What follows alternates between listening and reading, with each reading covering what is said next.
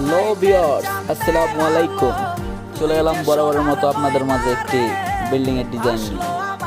So দেখতেই পাচ্ছেন এই কাজগুলো আমরা নিজ হাতে করেছি। তো এখন পানি মারা হচ্ছে। বিশেষ কথা বলতে কি জানেন, এই ধরনের কাজ করলে যত পানি মারবেন আপনি নতুন অবস্থায় প্রায় 1 থেকে 15-16 দিন মতো একটানা পানি মারবেন, দিনে 3-4 বার করে, তাহলে কাজগুলো অনেক সুন্দর হবে এবং টিকসই হবে। আর আপনারা যদি এ ধরনের কাজ করাতে চান তাহলে আমার স্ক্রিনে দেওয়া নম্বরে যোগাযোগ করতে পারেন।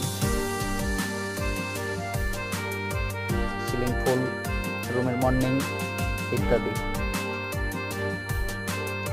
ধন্যবাদ।